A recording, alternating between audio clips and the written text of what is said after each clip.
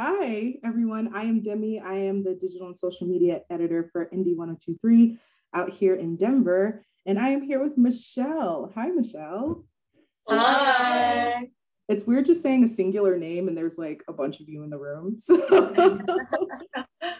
do you get that a lot? Yes, we get. Which one of you is Michelle? Wait, which one of us is Michelle? All of us. We are all Michelle. Together, we are Michelle. Speaking of the name, where did that come from? Was it someone's name and you just were like, Well, it was between that and Gertrude, as the story goes. And we thought Michelle sounded a bit better than Gertrude, a little less dated. You could hyphenate it, Michelle Gertrude. GM. Good morning. Plus, I think we were inspired by modern and femme artists like Rihanna, Beyonce, Adele, Madonna. So we kind of wanted to follow suit and pick a singular name. Yeah, it's iconic when you say just their singular names like that. And so, you know, I can see y'all being the same kind of level status, except for when you come out on the stage, there's 6 of y'all instead of just one person. Yeah, that's the gag. That is the gag. Like, surprise, we're back. So are you all in New York right now? Yeah, we're in our rehearsal space. This is the Michelle Hub. So were you guys quarantined last year all together? No. We were all separate, all over the place for quarantine. Wow. So how was that process? Because you guys were still kind of creating projects and doing things last year. So what did that look like for you? A lot of Zoom rooms, for sure. You said a lot of Zoom rooms?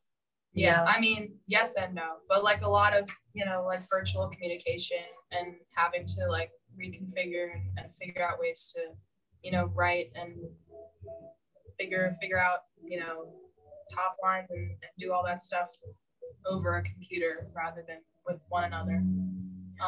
But we did get the chance to quarantine all together for a little while in the fall to like really hone in and write some stuff. So that was a lesson. Yeah, for quarantining, I know a lot of bands had to go through that, but do you think that helped your creative process, or do you think it made things more challenging, or really what did you guys learn as a band from all of that? We did a couple of sessions, like the first sort of session of writing that we all did outdoors. Like, I know for myself, that sucked. Like, I couldn't do it, and I didn't enjoy it. But then we did another session, like Leila was talking about, when we all quarantined together and like lived together and could all be in the same space, be indoors, and just work a little bit closer to what we normally do when we write in sessions. And like, that was lovely. But I think adjusting in the beginning, I know for myself, was difficult. Yeah, I would say personally it was a little bit of both, where I just didn't know what to do with myself, so I was just like, I don't know what to do. I guess I'll just write songs that no one will hear. And and we got together and wrote songs that a couple of people might hear. Yeah. And you guys did a few videos as well in quarantine too, yeah? All the How did those projects come together? That was mostly because we were apart, but still wanted to create content together. And so we would record videos separately in our own homes and then get them edited together so it looked like we were cohesive, despite being miles and miles apart. Definitely a love-hate relationship to the quarantine style videos. I love the quarantine videos. I think that they just helped a lot of us kind of like realize like we're all in this together, we're all dealing with this together, all in different capacities, and we're all just doing what we can to get through it, Amen. Also, when I first heard of you guys last year, I just did a quick Google search and I couldn't find a single thing. I was like, what? Are they hiding? Like, what's happening? Are you guys like trying to like stay like beneath the radar? No, we're just not kind of love, but also it's like, oh my God, it made it super hard for me to like, I don't know, like just discover more about you. But there's a few things that are elusive that I really want to know. So how did you guys all meet? Because you are one of the most diverse music groups I've ever come across, honestly, especially being so young too. So how did this community form? Well, we all knew one of these two dudes from some corner of the earth. I went to school with Charlie, Sophia, Julian, Emma, all in the New York City, music scene. Jamie knew Charlie from college, and everyone that's ever been a part of it has been because of the two of them. And yeah, HEATWAVE was recorded in Julian's home, but we were never, all together in that huge group, all sitting down trying to write stuff, because that's impossible. So we only really met in pairs or trios during that period of time. And then once the album was finished and it was out for a while, and we had our first show at the college that we were attending at the time, that's when we all collectively met one another formally. That was the first time. Wow. So HEATWAVE was like June-ish, and the album was September, and the show was November, and Julian wasn't even at the show. So it's been interesting. So that's how we all met, was through music and through these guys. And at the time, it's not like we were trying to form a band. It was more like a summer project for us, and didn't really feel like the beginning of a band until our first show. Yeah. Which, how has that experience been? So you created a full compilation in 2018, it's HEATWAVE. How do you think you guys have grown musically since? Because if it's just something that was fun and we've all just kind of like gelled and did it together, it's like, how does it feel now to be more musically mature? But what is your perspective on that growth? Well, we did grow. Time did pass and have effects on all of us, mentally, emotionally, and physically. And I think all of that translated into the music, and as well, like Michelle becoming a serious job, like for all of us, but also maintaining the ethos of HEATWAVE of like, we do this because we love to hang out and write music. Like, that's the fun part. And so maintaining that while like scheduling release dates and prepping plans for, I don't know, videos and stuff. Like, how do we want to look? It's like, okay, we can do that, but I think it's important for all of us as we like grow to remember like the music's like super fun, and it's supposed to be fun too. But it is hard also. Yeah, we also take a lot more time. Wait, sorry. We took a lot of time with it now, because HEATWAVE was written and recorded in 2 weeks, and our next album, our upcoming album, took over 2 years. So we've had a lot more time to sit with it and revise it and just make sure it's exactly how we want it to be. And if that pattern continues, our next album is going to come out in 165 years. That's how the algorithm works. So we can expect that. Yeah, you're going to be one of those bands who were just like, it is going to be like Rihanna. We're going to be asking for this album. It's never going to come. And we're just going to, just sit on our hands until it happens. It's fine. It's cool. You can just keep telling us it's gonna come out soon, and then just keep delaying it. It's fine. Yeah. We will wait. It is worth the wait. I hope so. So I want to do like a quick pivot over to Pride. We're right in the middle of that month, and all the new singles that you guys have released are fun. But I've noticed that you have showed up on a lot more Pride playlists. How has that like resonated with you guys as a band, as being identified as part of the LGBT community? That's news to me. That is news. I mean, it makes sense, because we have made it very clear and apparent that we are queer. A lot of us are queer. But I also think it's funny because FYO is like a super pointed song about like identity and like belonging. So it's funny to me that would be songs like that would be put on a Pride playlist, because I'm like, we've yet to release our LGBTQ anthem, but we got it. We got Oh, it. it's coming. You're kind of giving us like sneak peeks into it, and we're all like, yes, we're here for it.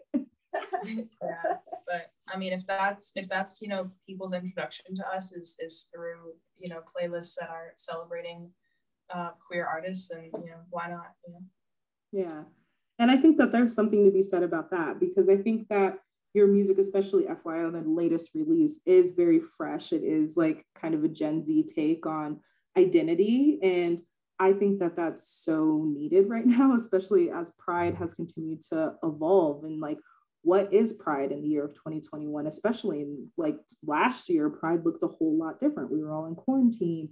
There was a lot going on when it came to protests, and we were talking a lot more about Black trans lives. And so I feel like your music and the things that you guys embody help evolve with the movement of Pride, which I think is pretty cool. So even though your Pride album, your LGBTQ anthem isn't out yet, I think that you guys are creeping into that and showing representation in the way that you guys can, which I think is very, very cool. And speaking of that, do you guys have any advice for any other LGBTQ artists that are up and coming in music? I know you're there right now, but just be authentic to yourself. Don't try to be anyone else. Just do what feels right for who you are as a person. I also feel like a huge part of it is like, or at least what I'm learning as we, you know, grow and develop and carry on our work, is like, you can identify as something, and that is a part of who you are. And if music is like a good outlet for you to discuss it and communicate things about it, that's beautiful. But like, I think a huge part of like being queer or being POC artists is like, we get to make the music and not talk or think about it at all when we want to. And like, if you are an artist who is queer, like, you don't have to let people be like, that's your thing and that's your only thing and that's where you have to stay, you know? Like, I think a big part of like acceptance and like liberation is like existing as a human being, and like, who gives a fuck? Like, we love you and accept you and like, you're amazing, but also like, it's not important and it's probably the least interesting thing about you. So you can let those other things drive your craft and you know, motivate you. That is for sure. For sure. Well, I want to get to your performance, which I'm super excited about. So I'm going to wrap us up here with our interview. Thanks for watching, guys. And you want to keep watching for this exclusive set by Michelle. And if you want to hear more songs by Michelle, you need to tune into Indie 1023. And you can find more sessions at home on indie1023.org. Make sure to follow Michelle on their socials and go and support them, stream, get their stuff on Bandcamp, do all that stuff. And stick around as they perform the next couple of songs. See ya.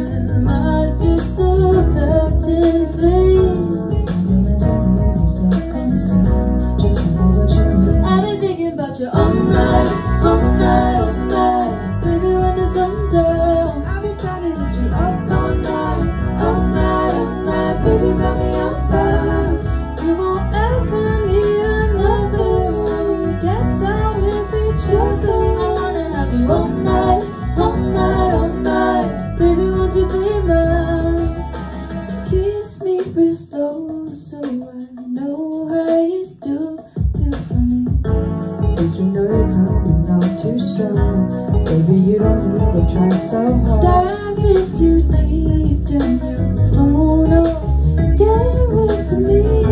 But you know I can't help how I feel, chasing the night to. I've been thinking about you all night, all night, all night. Baby, when the sun's down, I've been trying to hit you up all night, all night, all night. Baby, wrap me up now.